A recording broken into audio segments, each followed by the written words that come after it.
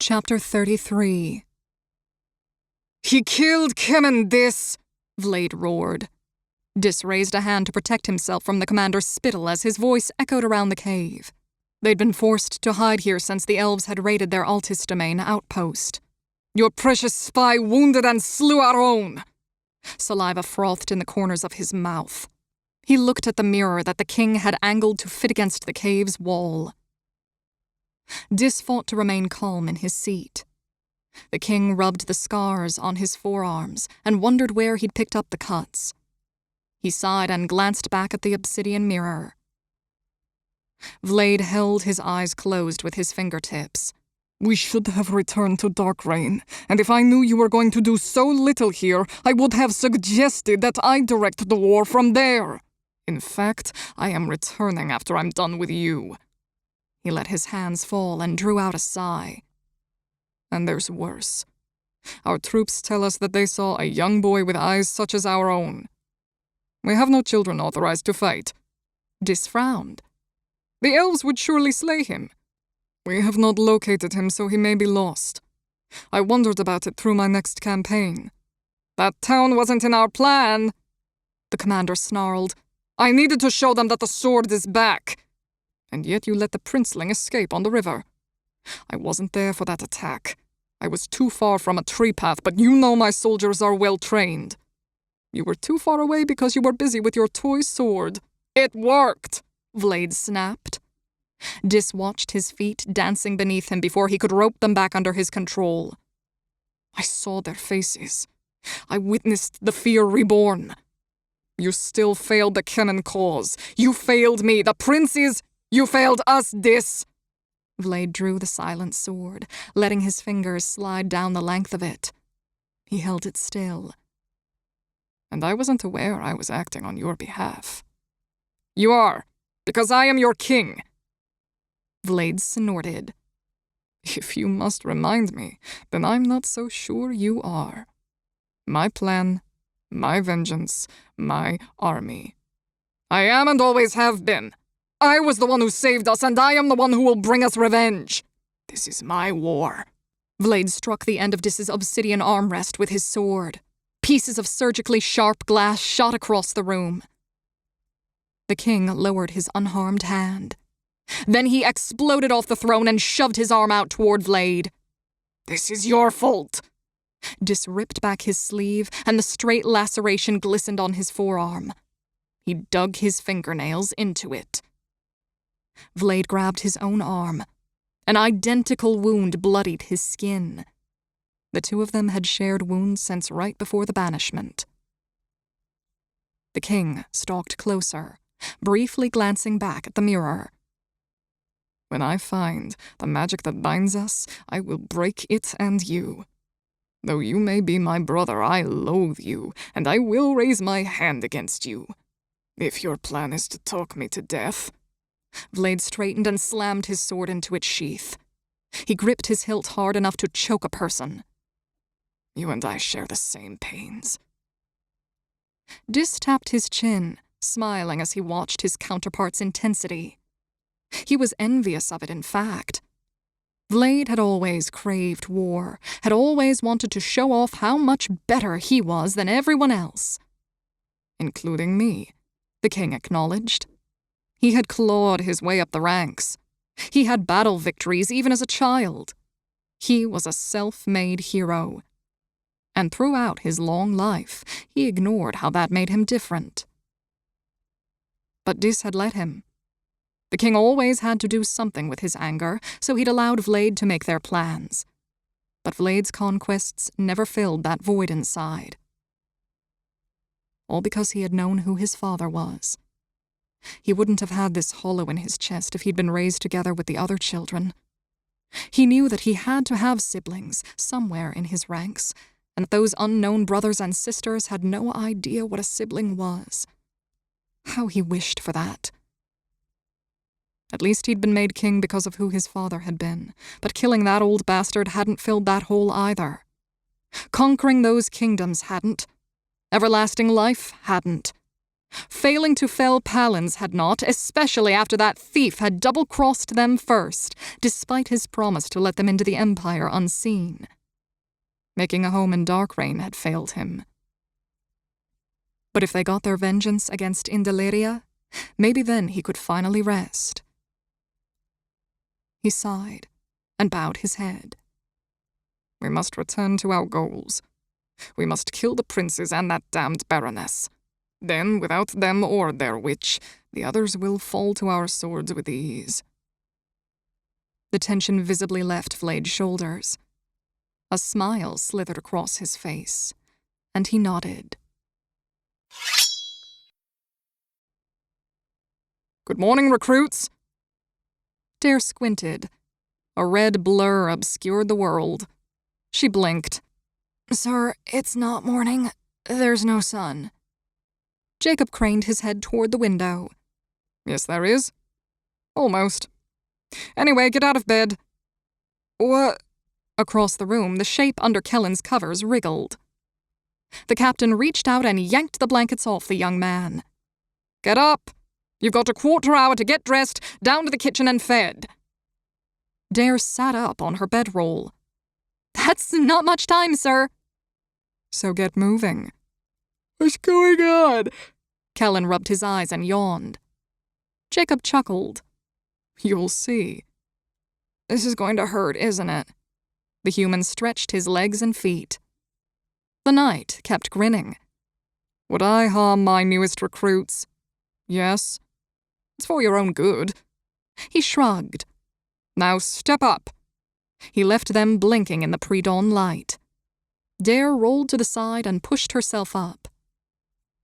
When they collapsed into the chairs in the kitchen, Lady Eve, who by now they took for granted did not require sleep and always had food prepared, already had 2 bowls waiting for them. Her smile lit her multifaceted eyes. It's cold vegetables and boiled ham.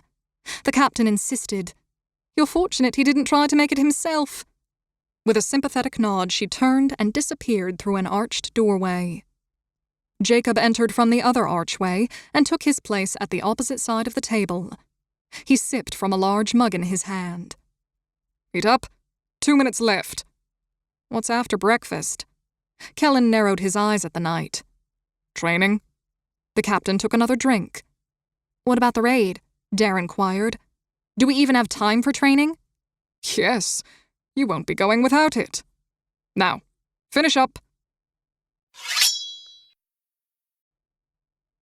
The impromptu arena was a large open courtyard enclosed by trees, like many of the spaces in Riverfall, but this one had a small, waist-high stone wall encircling it.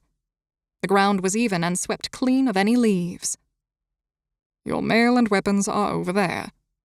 The captain raised a hand over to the wall. Kelin gasped and raced over. My sword! Dare trotted after him. She looked the slightly curved sword up and down before shaking her head. No, it's not. Look. It was differently colored, and the blade was longer, but it was similar.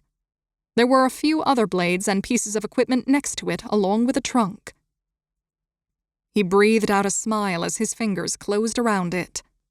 I feel a bit of home anyway, though. Jacob pointed with his foot to the items beside the swords. See if that armor fits you. Kelin lifted a chainmail shirt.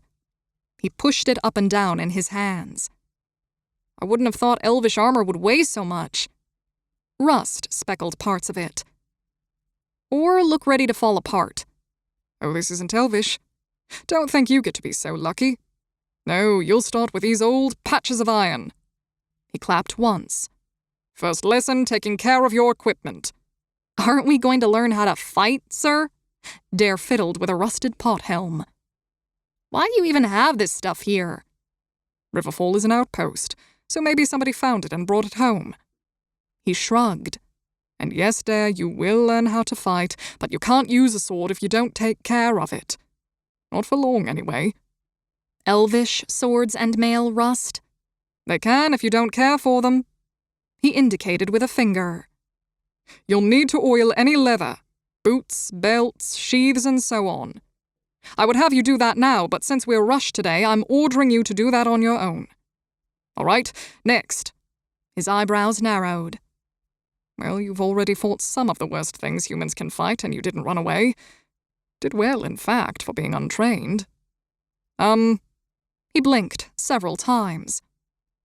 Aside from Kelin, undead, and Kalvar, there's not too much else that's scarier. What about dragons, sir? Dare grinned. He held up his index finger. Don't get me started on dragons. I've seen enough dragons. 'Cause you're a dragoon knight. Right. He nodded. He shrugged off his baldric, drew his sword, inspected it quickly, and sheathed it.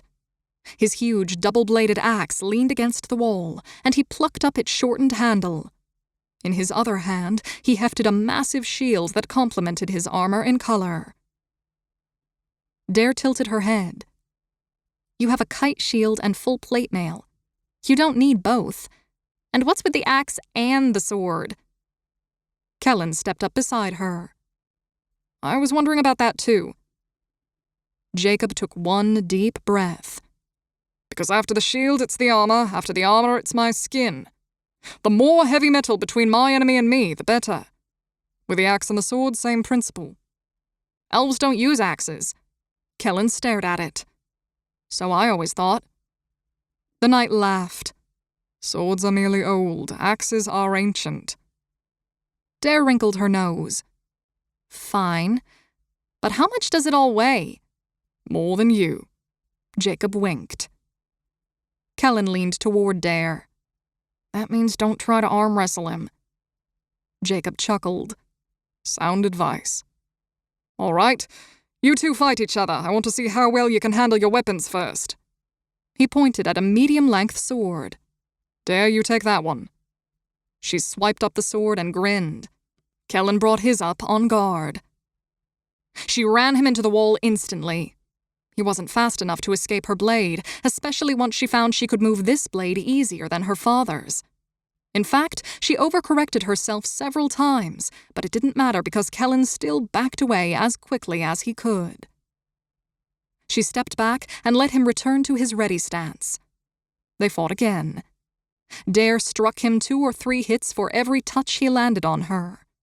He was stronger, but she was faster and knew swordplay better. She also never stopped. They danced across the courtyard, their feet trampling over their own dusty footprints as they circled around and around. The captain clapped his hands. Stop! He stepped forward as the pair lowered their weapons. Kelin, you keep shifting your grip. Don't. Dare, you need to retreat just half a step or so when you parry. Right now you don't back up at all. If you do, it gives you more space to execute your moves, and you don't get too close to your enemy. Both of you follow? They nodded. Jacob grinned. Good. All right, Dare. Let's go. He drew his sword. For the first time, she hunched her shoulders. His grin spread. You wanted to be a warrior. Now's your moment. She nodded and lifted the point of her blade. Her forward stance and style didn't change, and she was entirely overwhelmed, but still didn't take a step backward. Retreat! She tried, but concentrated on the step back so much that she fumbled her parry. She barked a curse. She shouldn't have wasted her breath swearing as Jacob forced her back even more. This wasn't working for her at all, she decided, and she didn't try to retreat again. She attacked awkwardly, and he laughed as he blocked anything she tried. The knight stopped his assault. He grinned. You don't know when to be intimidated. Dare shook her head, panting for air. Jacob pointed at her with his sword. So, are you going to retreat or die? She tried not to shift her weight. Neither? He sighed and set down his sword before picking up the massive axe. Kelin took 2 steps back, but Dare stood there, eyes wide. The knight attacked with a sudden move. She ducked the blow, stuck her sword out, and skittered to the side. Oh, now you want to run! He closed ground with enormous strides and was upon her before she was ready. He forced her to run away several more times before she settled into a pattern where she could at least launch a few counterattacks. And she knew it was because he allowed them. As they fought, she kept waiting for his arm to sag. How could anyone hold that huge axe one-handed for so long and still be so fast? Her sword already weighed her down. "Halt!" Jacob held up his left hand. "That's enough for now. You're getting the idea. In formation, you obviously can't give ground like that since you don't have the freedom of movement you do in one-on-one." He leveled the axe at Kelin. "Your turn. But your sword's still over there, sir." Kelin pointed while already backing away. "Dare got the axe, so it's only fair you do too." "Yes, sir." He dropped his gaze and raised his sword. But it wasn't the same whirlwind of attacks Dare had provoked. The night was slower and more calculated. Jacob instructed, "Keep your moves as small and tight as possible." Their weapons clashed together again. "That's too small. Keep them useful." Through the rest of the morning, he directed them in standard drills on footwork, blade work, and everything else they could imagine. Dare swore her body should have given up long ago, but it kept moving, and she couldn't explain how. Finally, Jacob allowed them a respite. "Drink up." He tossed a water skin in Kelin's direction. As they took turns sipping, the knight walked back and forth in front of them. "Always attack when you have an opening. Dare, I don't believe you have a problem with this, but sometimes you attack when you don't have an opening." "Yes, sir." She wiped the sweat from her face. He leaned against an oak that extended over the wall. "This is enough for now. You need to rest." He grimaced. "Well, no, it isn't enough, but it's what we've got." He glanced back at them. "You've both had training before, though." Dare nodded. "My father." "Good. But I bet he didn't teach you to be arrogant when you fight. Watch out for that." She frowned. "Buddy, you fight like that?" He grinned. "I'm just confident." "What's the difference?" "Experience." Kelin leaned over and whispered loudly, "Which means he's made a lot more mistakes than you." Dare laughed before she got her hand up to her mouth. Kelin stepped behind her, but the captain chuckled too. "There might be truth in that. Are you training or joking around?" Caleb stood in the entrance to the courtyard along with Amthros and 2 other elven warriors. Dare was sure the sun glowed a little brighter as he stepped into the arena. The prince continued, "Because I very much loathe missing a good joke." Jacob bowed his head. "Sir Prince." Dare waved her hand. "Good to see you again, Caleb." Kelin kicked her in the ankle, but the prince smiled and held up his hand to the 2 elven fighters. "These are your other volunteers."